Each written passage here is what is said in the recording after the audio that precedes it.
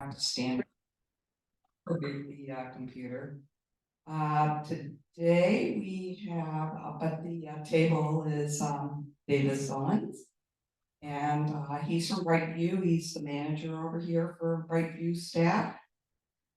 In the room, we have John over here. Everybody knows him. He helps the landscape committee periodically with the drive arounds. Liz Ashland's here.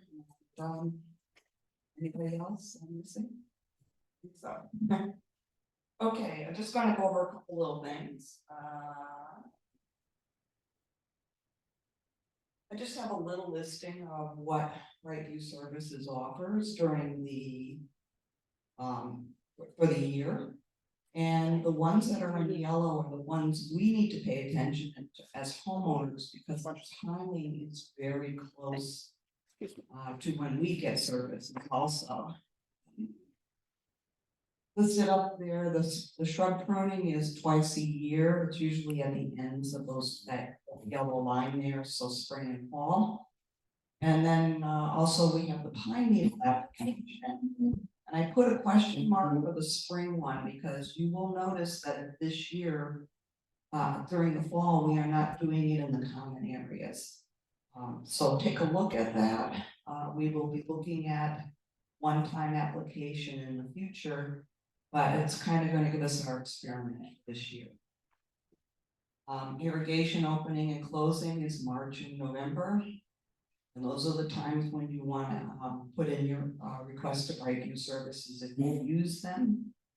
Also PGR, I just wanted to bring that up. If anybody had PGR application for their trees to kind of slow down the growth, it was done a year ago. It's a 3-year cycle.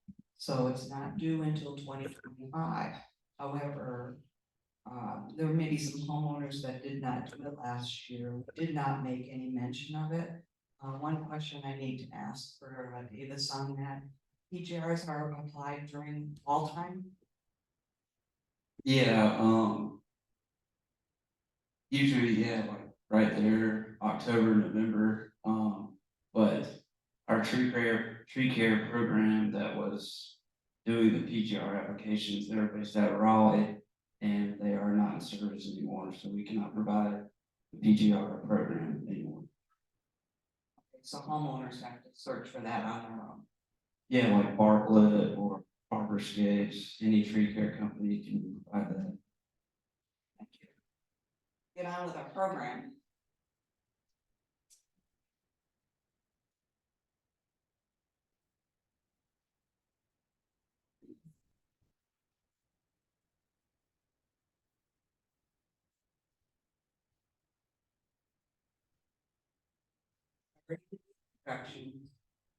Just going to kind of give us a very brief notification on what Brightview Services does for us.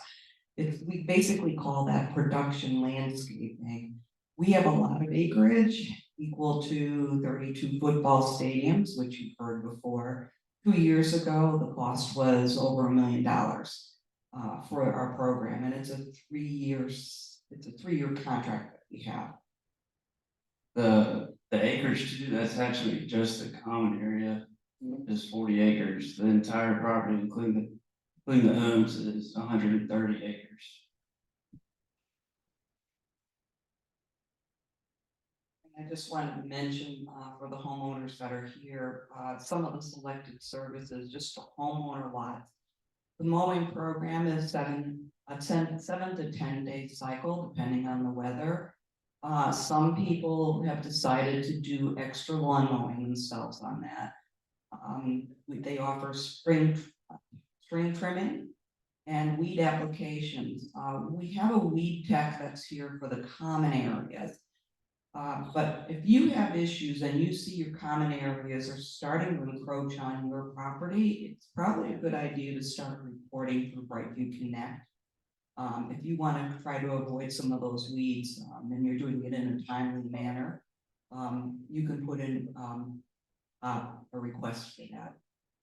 And again, always include your address, Brightview Connect, and also your closest location if you're reporting something somewhere else in the common areas.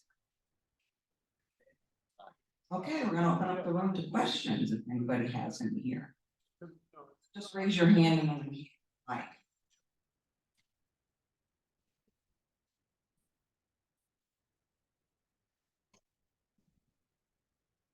Good morning. I have a question. I was on vacation when we had the frost.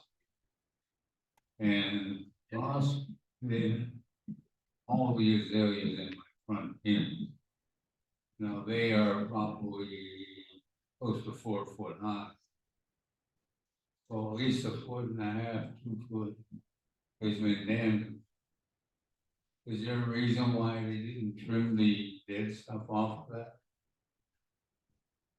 I'd have to come take a look at them. The guys try to keep like a certain, height on all the bushes. They keep them all like a uniform look. So if they need to be cut back some more, we can come by and do that for you.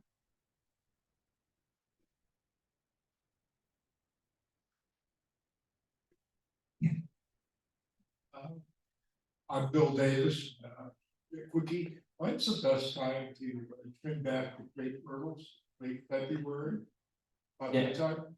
Yeah, we usually do that like anywhere between December and February when it's, really cold. Offer that as a service also, right? Yeah, we can do that. Usually it's, depending on the size of the tree, it's around $75.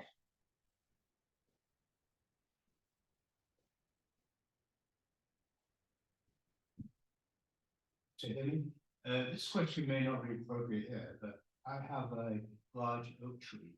And I want to have it taken down and the alternate trees installed. So the first question, it may be more to Matt. Did I have to have a request to have that tree taken down? You do, you have to put in a modification request. It's a modification. Yep, that's right, Thank you. yeah, and we have a list and pictures of the trees up front. From where? For right behind the front desk, Brandy can get you the list of the approved front yard trees. Thank you. Yep. Yeah. Thank you. So one of the other answers on the recording, if you want to know what trees can be approved, it's at the front desk.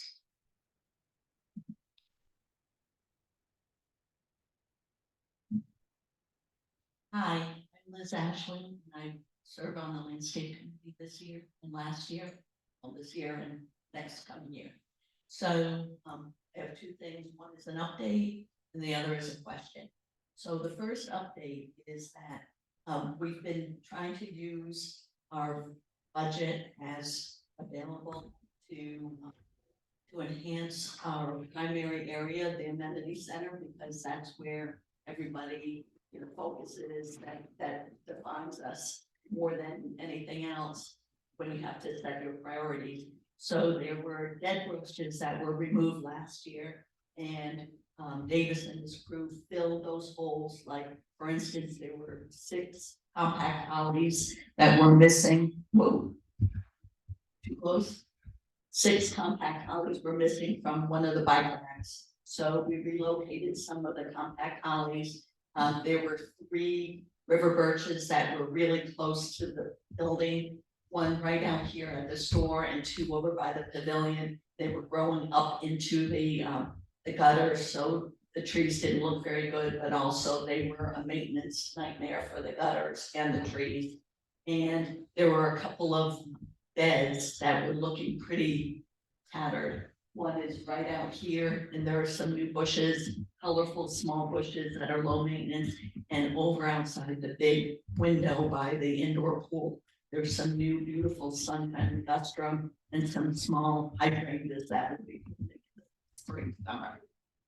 So anyway, and over by the pavilion, there are two new Japanese bloodwood maples to replace the river birches. So they're small ornamental trees. So take a look at that. And you'll be, hopefully as the budget allows, we'll be doing a bit more with the medians in the spring and maybe over by the corners by the between the pavilion and the pools. Any questions on that? And then my other question is, given that all of our deciduous trees drop leaves at all different times, and it's probably gonna get worse now that we have different kinds of trees going in the front yards. What are the plans for blowing up leaves? We've had one, when a crew come out like 2 weeks ago before the pine needles came down.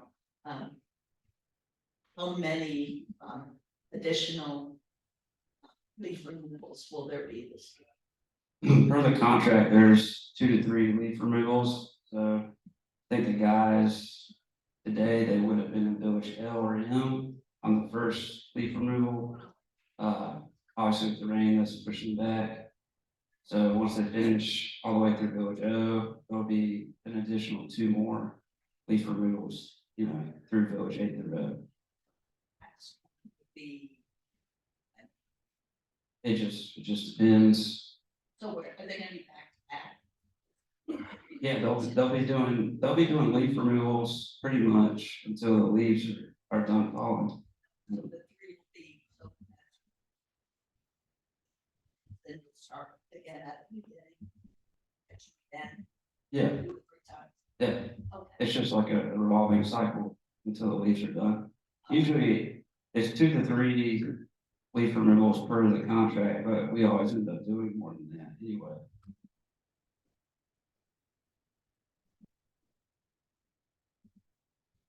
Just gonna put a couple slides up on people's memory. If you have any other questions that you might think of.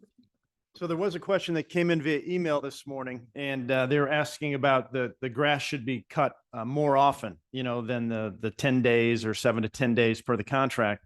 And I know part of that is the budget reason. Bermuda grass, you know, we'd love to cut that 3 times a week, is how Bermuda should be cut, but with the budget and everything, we just can't cut it, you know, 3 times a week. So that's one of the issues. And the other question is it should be cut a little bit lower.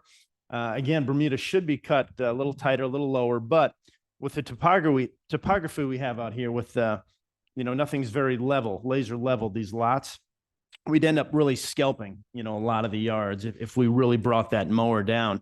Davis, what height are we typically cutting? It's around 2.5 inches. We tried going to taking it down to 2 inches. You know, like during the prime growth season, I think that was 2 years ago. Yeah. And that was a nightmare because every single homeowner was coming out yelling that their grass was being scalped because when we cut it at 2 inches, the ground is so uneven. Any little bump that we hit on the mowers, it scalps the grass, and then there's scalp marks everywhere. Yeah. One best practice is some homeowners every year, they'll top dress, you know, their lawn. They'll put a little bit of, what do they use, Davis, with the top dressing? It's a mixture of sand and organic material.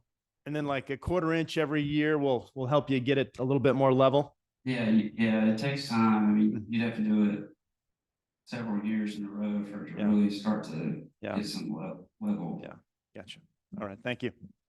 Does Sprite offer services for that top dressing still? Yeah, we can provide a quote if someone wants to do it. The best time to do it is around when we're aerating, like right after we aerate, because then the sand and organic material gets into where the core's been taken out, it gets into the soil, and then that just provides more nutrients to your yard while also leveling. Okay, the next thing I just wanted to bring up is, you're going to be seeing a couple of Greenscapes articles coming up about tree growth.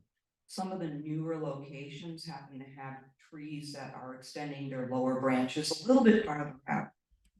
These can go pretty far towards the sidewalk in years to come. We have heard this from a couple of vendors when they came out to inspect our trees that are going to be replaced or removed or treated on the boulevard. So a couple of things I want to mention is the common areas are usually done by Brightview, but they have a limitation of how high they can trim up. Last year, Brightview did the common areas, so if you look in those areas, you'll see that the lower tree branches were raised up. Do you have any comment on what your services could provide for homeowners' request for tree limbing or anything? So we're obviously not we're a landscape company, but we're not a strict tree care company, so. We don't have all the equipment that like a tree care company would have, but like raising the canopy on a tree, that's easy for us to do. To allow more sunlight to your grass underneath and just more be able to walk under your tree. We can do that. Crepe myrtles, we can trim crepe myrtles. If a tree is encroaching on the house, we can trim up 15 or 20 feet, but anything above that, I mean, we can't. We have safety regulations too. We're not supposed to go over really 15 feet in there. So homeowners would have to go to an arborist. Yeah, anything major, like above 15 to 20 feet, you would want to contact the tree care company. Okay. And just a reminder that trees should not be topped. There's going to be something coming out on that. What happens with the tree? It can create a danger in future, with the future growth, but it does not do anything to keep the tree at a certain height. That tree is still going to grow from the trunk up. Any questions on trees at all?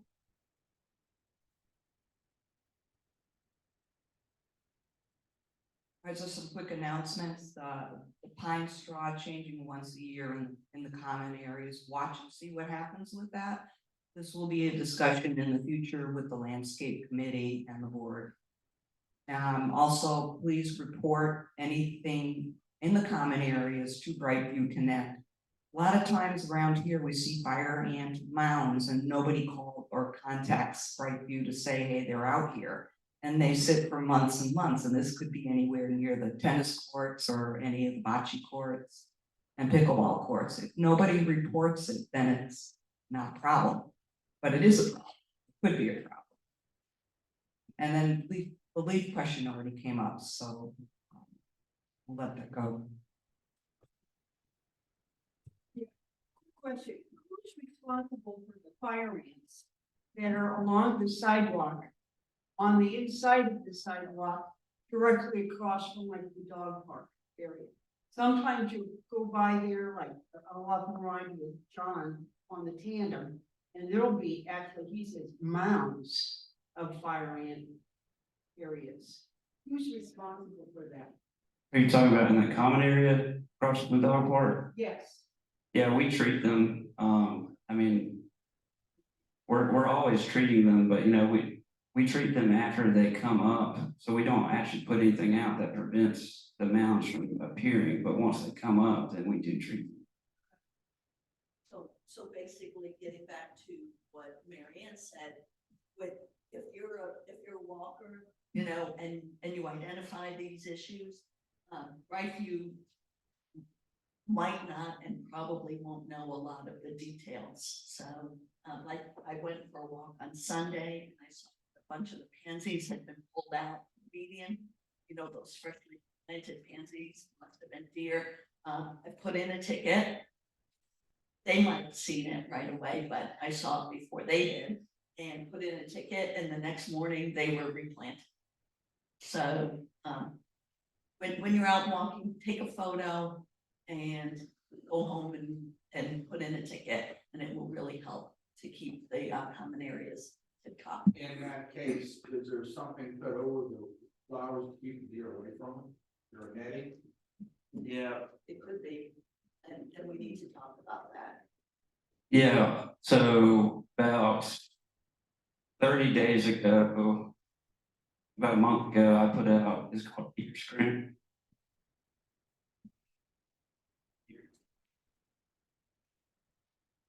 John's getting another one, if you borrow that one for now. Yeah, we put out Deer Scrim. It's like a little fine granular material. You put it out over the flowers and it's supposed to keep the deer off of it. And you were supposed to do it once a month. And like she said, it's been about a month and then they already came back. So we replanted the flowers and I was gonna do it today. I was gonna put more Deer Scrim out, but because of the rain, I can't. So whenever it dries up, I'm just gonna have to put out more Deer Scrim on each bed. That's what we use.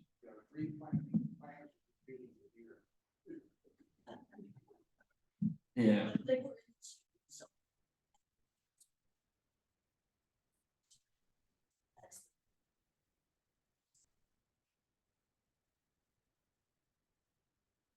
yeah, it's always a battle with the deer.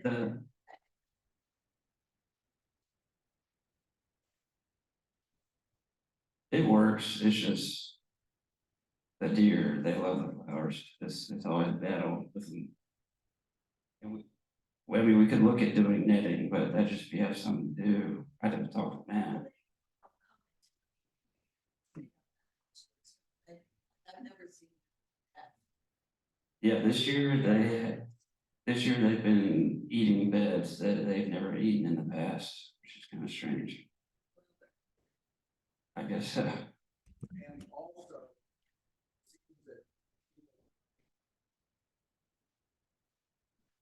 yeah, no, we don't,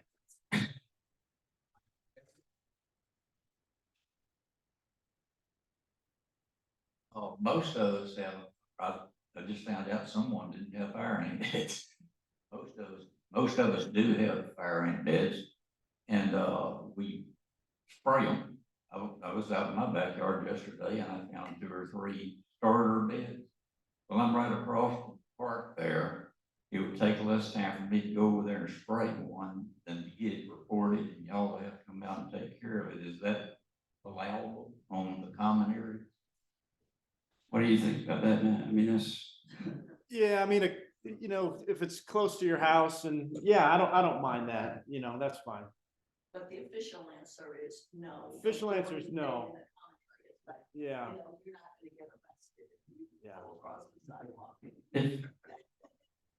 if you notice a lot of fire ant activity anywhere in the common areas throughout the whole entire community, like we've said, just send in a ticket and try to give a pretty descriptive, you know, of where the actual mound is, and it's usually me, I'll come out and treat them myself. Can you tell by a picture where it is? Can you see? Usually, yeah, depending on how good the picture is. I mean, if it's, you know, a picture of just the mound and nothing behind it, I'm not gonna really.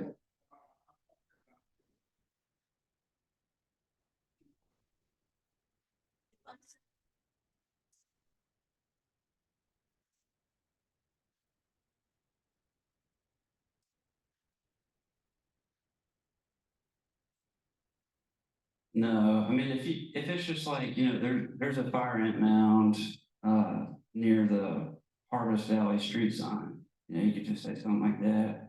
There's a fire ant mound across the street from the dog park. It doesn't have to be too descriptive, but as long as I have a general area, I'll be able to see it. Any other questions here? Question, and I'm sorry, I just walked in, but I've been meaning to ask, when you say to water, and I know that's not an issue now, with watering the landscaping, I think you say so many inches, what does that translate to in minutes? Because our irrigation system usually is like for how many minutes? That's a really loaded question. But yeah, usually like Bermuda grass, the standard is like 1 inch of water a week. And I know that, yeah, that seems like, what is 1 inch of water? How many minutes? I mean, really the only way to test that on your personal system, because it depends on what heads you have, how much pressure you have. You could put out a bucket in your yard and then like run it for a certain amount of minutes and then, you know, see how many inches of water you get pretty much. Okay, so it's measuring that for each system. Yes, ma'am. But, I mean, typically we tell people for like rotor heads that, you know, rotate, you do like between 12 to 15 minutes, 3 to 4 days a week. Fixed spray heads, they don't rotate, they just, you know, they just spray. Those are about 8 to 10 minutes for 3 to 4 days a week. And drip line, if you have newer plants, 4 days a week for maybe 15 to 20 minutes. Each time or total, like for the week? You said. Each system runs on. Okay, gotcha. Okay, thank you. Problem. Just one quick question too, for people who do irrigate their lawns. When it's starting to go dormant, when should they stop? It's really, I mean, once you see the grass start to lose its color, it's not really necessary anymore to irrigate it, or you could water it maybe like one day a week for 10 to 15 minutes. Because any more than that, you're just wasting water.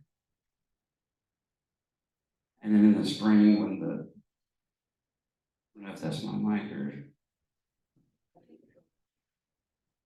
So the other thing you can do is when you start to see the grass go dormant, turn off those zones and keep your drip line going because their flowers might be rocking until the fall, Thanksgiving. and typically, around Thanksgiving or early November is when you wanna shut your irrigation off because there's really no use for it anymore. It's not warm enough.